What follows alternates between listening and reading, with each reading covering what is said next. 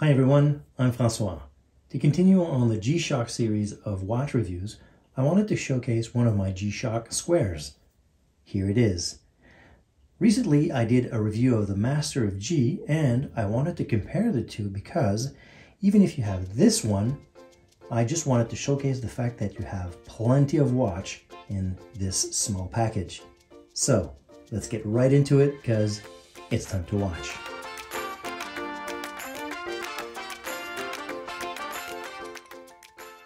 As you may already know, G-Shock first came out in 1983 with their G-Shock Square.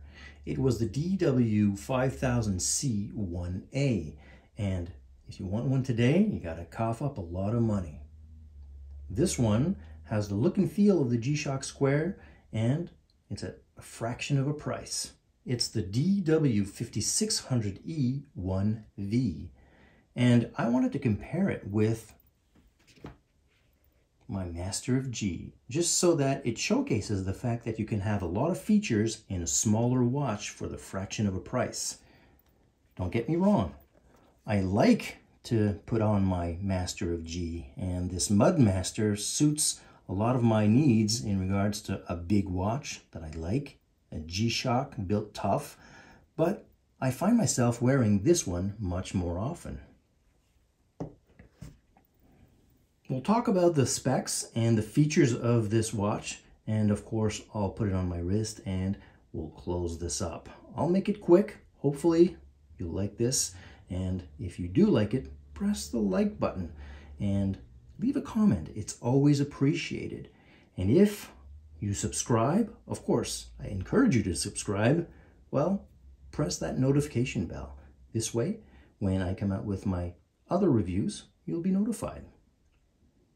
So let's go right into the specs themselves. So this watch doesn't have as much presence as a watch like the Mudmaster, but it's still there because the size of the case is 43 millimeters diameter.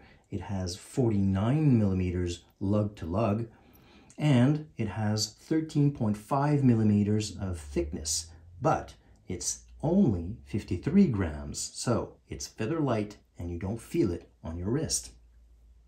This is a daily wear, like I said, and a lot of the features in here that you do use on a daily basis. Essentially, the features of this watch is all related to G-Shock resist. So a G-Shock's a G-Shock, right? It indicates up top there protection. So it's peace of mind when you wear this type of watch. You have the resin here on the case that ties in well with the strap. You can change it ultimately if, let's say, the strap gets damaged, but this rubber here is really strong, it's flexible, it's soft and comfortable, and these knobs here help with the ventilation when you have it on your wrist. If we look at the case back, basically you have the screws here that hide a battery-powered watch, which uses CR2016 batteries.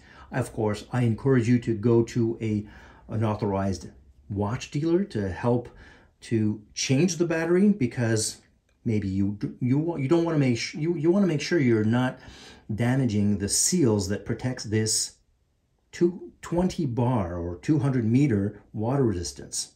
Of course, if you have that shock resist, it always talks about shock absorbing structure. So on the inside here, you also have a structure that helps with the shock resist. More and more with more modern G-Shocks, we're talking about the carbon core guard. So essentially it's resin infused with carbon fiber. Like I said, this is the module 3229, the model DW-5600E. It's a completely stainless steel case back that's made in Thailand, and as I mentioned, it's water resist 20 bars. Now let's move on to the functions themselves. I'll bring the watch closer so that you can see, of course, the different items on the buttons. The buttons, of course, are typically identified with an A, B, C, and D, respectively. And if you notice the buttons here, you can easily touch them and operate them. but there's one here that's a little recessed because you don't want to press that accidentally, and that's the adjust button. Of course, all these features are standard, I would say, and it's the type of features that you'll use on a daily basis. If you press on the mode button, you have your alarm. An alarm, this one here, is kind of flexible in a sense that you can have the month and the day adjusted so that either you have a daily alarm, or if you set the month, you'll have a daily alarm just for that specific month. If you set only the day, it'll ring every month on that day. If you set the month and the day, well, you will have that alarm that will ring on that month, on that day of every year. And of course, you can adjust the alarm by pressing the adjust button. Here you have a timer. Essentially, the timer has kind of a hidden feature because when you adjust the timer, if you press on the light button here, look at the top of the 15, the number 15 there, you have auto that appears, and you can toggle it off as well. That auto basically says that every time that your timer will run down, it'll just start up again. So it's a auto restart. And then once you're done, you just press the adjust button and move on. You notice that because I adjusted it and I pressed the mode button, it comes back automatically to the time set. Now if I just move on, it'll continue to the stopwatch. The stopwatch is simple to operate. You have the start, stop. The only thing is that if you want to reset it, you have to press on the A button, the adjust button.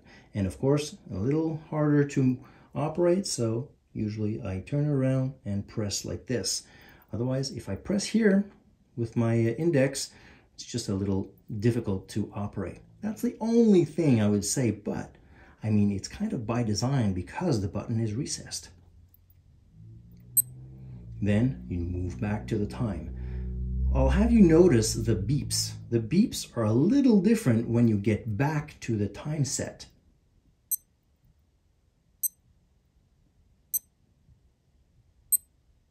So that last beep basically is a kind of a signal, an audible signal to say, well, you're back at the time. If you want to adjust the time itself, what's specific here is that you have this button here, the start stop, the B button, which if you see here, you're after 30 seconds, it'll come to 0, but it'll increase your minutes. If you're before 30 seconds, it'll go to 0, but you'll stay on that minute. So if you have a time set clock that you want to adjust accurately, you can set your time with that specific guide. And then, of course, pressing mode, you go through the different items here in the hour, the minute, the year, the month, the day, and then you're back to your seconds. At any point where you adjust the watch, if you press on the D button, you change to the AM, PM, or 24 hours. So you can toggle that every time. Even if you're changing the hours, the minutes, and then you want to go back to AM, PM, just toggle it as you see fit. I like the 24 hours, and I keep it that way. Once you're done, you press the adjust, and you're good to go. So that's about it for this watch. And of course, what I'll do is I'll put it on my wrist so that we have a wrist shot, see what it looks like on my 7-inch wrist. But before I do that, I have to take off of this one. This will be my next review. And spoiler alert, this one is the most comfortable G-Shock I've ever had.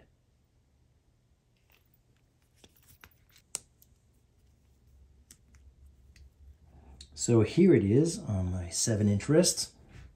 That's what it looks like.